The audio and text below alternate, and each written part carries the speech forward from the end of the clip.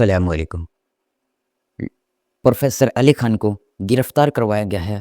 उन्हें मोदी गवर्नमेंट ने इनडायरेक्टली महिला आयोग के द्वारा, महिला आयोग का कहना है कि उन्होंने महिलाओं का अपमान किया है और उन्होंने कर्नल कुरैशी को खिलाफ बोला है।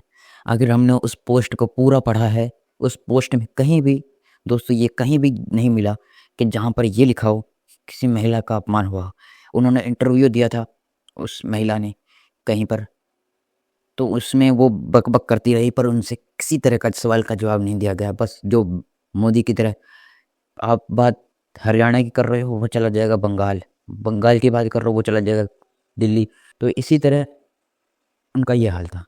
लेकिन आखिर उन्होंने पोस्ट में आखिर ऐसा क्या बात लिखा था जिसकी वजह से उन्हें ये कीमत चुकानी पड़ी है? तो उन्होंने उस पोस्ट में, हमने जहाँ तक पढ़ा है, उस पोस्ट में लिखा था कि जो गवर्नमेंट मोदी गवर्नमेंट दिखाना चाहती है वो रियलिटी नहीं है। जो आपने वहाँ पर दिखाया है कि जनरल कर्नल कुरैशी और विंग कमांडर बैठे हैं, उन्होंने प्रेस कॉन्फ्रेंस किया है, तो वो तो बहुत अच्छी बात है। पर आप रियलिटी ये है कि आप क्या ज़मीन पर आप वही दिखा रहे हो? जवाब है नहीं। तो अब जब ज़मीन पर कुछ वो नहीं है तो फिर ये प्रेस कॉन्फ्रेंस दिखा के आप साबित क्या करना चाहते हो?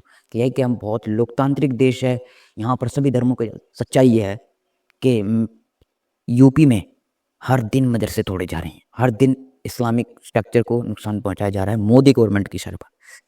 जो योगी आतंकवादी है इसका तो क्या ही बात करना, ये हो सकता है अगले कुछ सालों में प्रधानमंत्री बने जाए, पर सच्चाई ये है कि इस आतंकवादी ने लाखों मुसलमानों का घर उजाड़ा है और मुसलमानों के जो उनके जो इबादतगाह है उनको तोड़ा है। पर मैं यही कहूँगा कि इन ज़ालिमों का हश्र वही होगा जो अल्लाह ने लिखा है। तो इन्होंने इतना नुकसान पहुँचाया है और ये बातें करते हैं लोकतांत्रिक, ये ऐसा बकवास मत किया करो, ठीक है ना? लोकतांत्रिक ख़त्म होता जा रहा है हमारे देश में। सिर्फ़ और सिर्फ़ एक मेजॉरिटी लोकतंत्र कर रहे बनता जा रहा है, माइनॉरिटी को दबाया जा रहा है। तो ये कहते हैं कि चाइना से मुकाबला करेंगे, चाइना से मुकाबला करेंगे। सच्चाई ये है कि चाइना की से तुम्हारी औकात नहीं है, हमारी औकात नहीं है चाइना से मुकाबला करने। आपकी इंटरनल प्रॉब्लम, मोदी जो बात करता है कि make in India, made in India, सच्चाई ये है रियलिटी में कोई मेक इन इंडिया नहीं है। आप 36 fighter jet billions of dollar के फ्रांस से खरीदते हो, पर आपको ये नहीं पता कि लाखों करोड़ों लोगों, बिलियंस इंडियन, बिलियन में 100 करोड़ लोगों की बात कर रहा हूँ जिन्हें खाना बहुत मुश्किल से मिलता। और कई सारे ऐसे इलाके हैं जहाँ पर मैं खुद जानता हूँ, कई सारे ऐसे इलाके हैं जहाँ पर एक टाइम की रोटी के लिए भी तरसना पड़ता है। और कई अभी भी मैं आपको हैरानी होगी कि कई सारे बच्चे को भूख से मर जाते हैं।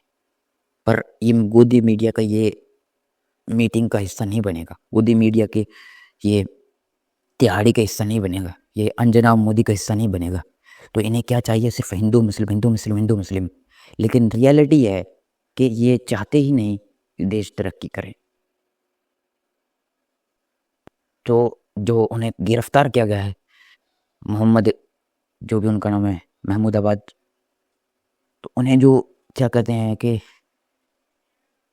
सरकार ने जो इल्ज़ाम लगाया है वो बेबुनियाद और झूठी, जिस तरह से लाखों मुसलमानों को जेल में डाला है सरकार ने, उसी तरह से उन्हें भी जेल में डाल के एक लंबे 20-25 साल तक जेल में सड़ाने की तैयारी थी। लेकिन वो तो कोर्ट ने हिस्सा डाला कि उन्हें बेल मिल चुकी है। पर अभी बात यह है, क्या जो लाखों मुसलमान जेल में हैं, क्या सरकार, सुप्रीम कोर्ट उनको आज़ाद कराएगा? सवाल ये। जो लाखों मुसलमानों को जेल में ज़बरदस्ती, उन पर कोई इल्ज़ाम नहीं डाला हुआ है।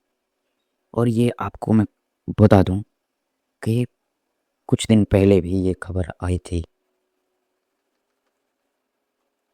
कि मोदी गवर्नमेंट के इशारे पर जो म्यांमार के मुसलमान थे, उन्हें 40 के करीब, झूठी खबरें मेरे पास से पक्की इन्फॉर्मेशन नहीं है, मैं पहले बता दूं, उन्हें जैकेट पहना के समंदर में फेंका गया। पर ये बात करते हैं ह्यूमैनिटी की, इंसानियत की। तो सच्चाई तो ये है कि इनके दिल गंदे हैं, ये सिर्फ अपने मुताबिक ही ह्यूमैनिटी को समझते हैं। सच्चाई तो ये है कि एक टेररिज्म फैलाने का काम करते हैं। आज का हम यहीं पर अंत करेंगे। अस्सलामु अलैकुम